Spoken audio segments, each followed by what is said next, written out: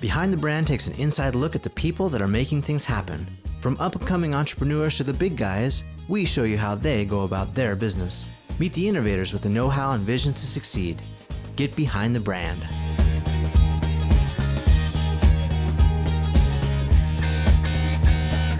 Hi, I'm Brian Elliott. Welcome to Behind the Brand. Today, my guest is Mark Simons, CEO of Toshiba America. Mark, welcome. Thank you very much. Great to have you here. Thanks so much for spending a minute with us. The first thing I want to ask you, Mark, is how did you get this job? Well, I'm a long-term employee with Toshiba. I've been with the company for about 18 years. Great. And have worked in a variety of positions and focused a lot on the customers. Most of my responsibilities have been within the sales organization. Yeah, so talk to us about the early days and how you got started. A lot of people watching this are small business owners, they're entrepreneurs, and they're probably wondering how you get to the top. Well, sure. For me, it was really very much an entrepreneurial spirit, even though I was with a billion-dollar global conglomerate. I started off by bringing the laptop computers to the retail marketplace, really going after the B2C space in the early 1990s. That wasn't thought of much in those times, and the price points were very expensive. So we had to really focus on what were the customers' needs, what did the customers want, and how would we develop a product line to cater to them. How are some of the ways you find that information out? Because, as a brand, I guess maybe just intuitively, you think you know what the customer wants, and therefore you produce products. But tell us a little bit about the process. Well, a lot of it does work with your customer base. You're constantly giving surveys or via your phone calls or your call centers that when the customers call you. And how do you get from them what they truly want in a product? What are the features that they're looking for? And how can you enhance their lives or increase their productivity with those types of products? You also have partners, and you need to rely on those partnerships that you have in your distribution of product or in the alliances that you have in technology. And again, bringing those sources together to form into one solution. Let's flash forward to today. What are some of those things that customers want in their laptop computer? In laptops specifically, we see they always want to be connected. They want to have that product be reliable. All of their content is stored on that product. So all of their personal information, their photos, their movies, their music, and their way to connect to the internet is a big part of that. So they want to feel confident that the company they're purchasing from is going to be reliable. They're going to stand behind that product. And when I have troubles, you're going to help me. Back in the 80s, when we were all dreaming about robots and having our personal robots like me, I was hoping they'd someday clean my room for me. Are today's laptop computers and mobile devices our robots, you think? Well, I think what they're doing is really showing us when we have access to information on a 24/7 basis. I think they're enhancing our lives more than we ever dreamed of back in the 80s. And we're seeing now a way to share content, a way to be connected, a way to explore, all things that just in the 80s were thought of are really realities today. What are some of the things that keep you up at night? What are you focused on as a brand? We talked and have been talking a lot lately about the importance of brand and talk of culture and trust are some of the words we're focusing on. But what keeps you up? Well, I think you're hitting on some of the key points that as a CEO of a large company, it really is about not being stagnant, about moving forward, about being innovative, about addressing the needs that customers have on a daily basis. We do that through new product introductions. We're going to get ready to launch a new tablet PC. We do it through our televisions, and that now televisions are going to be connected. So for us as Toshiba, it really is focusing on addressing people's problems and giving them solutions to those and having access to information, having access to content on a daily basis. How do you stay ahead of it, though? Because, some of this sort of legacy tooling and machinery, you can't react quickly, right? I mean, people who are doing flat screens and all that now, HD stuff that's super tiny and thin, even tablets included, I mean, that's just not an overnight process. I agree. And no matter how good technology gets, no matter how much innovative we get in those hardware products, it always comes back to customers. We have to give them the experience that they have come to know. We have to constantly support them. We have to be in touch with them. It is a relationship business no matter what product you're selling. Are you using any new media? You talked about call centers and probably customer feedback, but what are some things, maybe the small guys, the people who are just getting their logo and their business out there, are thinking, sure, Toshiba's got millions, even probably billions of dollars at their disposal. Sure. They could do big advertising campaigns. I'm just a little guy. I don't have as many assets and resources. What would you tell them? No question, social media is now a big part of how you communicate your message. We've seen that in our world, and issues that even in countries in the Middle East have seen the benefits of social media and how to gather people. Same is true for us in selling products in the United States. Having the ability to use the internet, having search capabilities, utilizing YouTube are all ways that we have found that spread our message. What kind of stuff? Let's talk about YouTube, because I love YouTube, and a shout out to YouTube folks. What are some of the things you're doing that are creative? Because anyone can put up a video, but not anyone can do it with entertainment or. Well, one of the things we have a lot of fun with is on April Fool's Day. We use YouTube to convey a message. We've had the floating laptop. We've had the monocle PC. So we try to do a lot of entertainment values.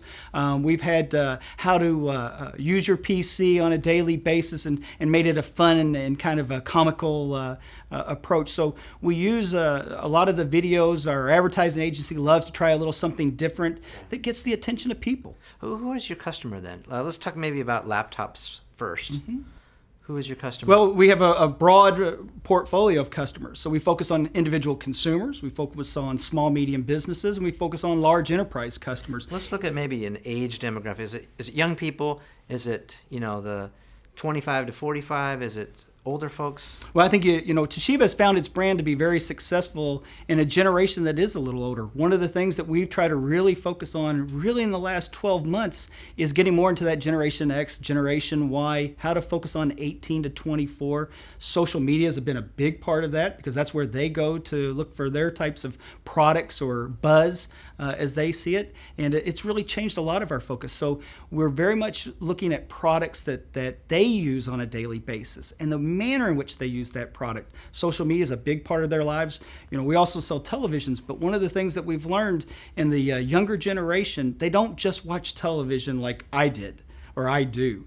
They have another device that they're using, their smartphone or their laptop or a tablet, as they watch TV. They're connected during that time. They're talking to their friends. They're sending texts to each other. They're sending videos and pictures around. So it's a completely different lifestyle and how they've used these products and how we used them in the past. We talked about YouTube. What are some of the other platforms that you find your customers are?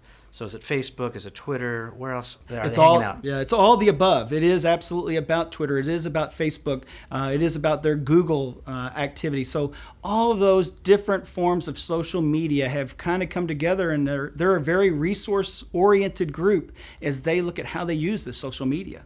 How do you differentiate the Toshiba product? If we're talking about TVs, I love connected TV, the whole idea of the convergence of the internet and TV, and it just opens up a whole huge array of possibilities for entertainment and access, and even small folks that are content producers getting on a big stage. So where do you think connected TV is going? And then second question to that would be, how is Toshiba sort of differentiating itself from some of the other big players in that space? Okay.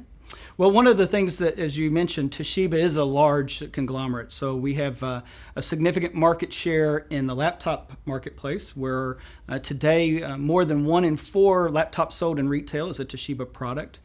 We have nearly 10% market share in the television market in the United States. And we use those products to focus on an end-to-end solution. Our goal is about being connected regardless of the device, and that you want to share that content that you either consume or create among those multiple devices. We believe we're in a unique position, one of the few companies in the world that can deliver such a value proposition.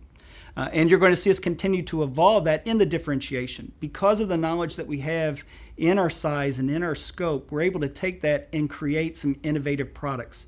We're going to announce a tablet product in the near term.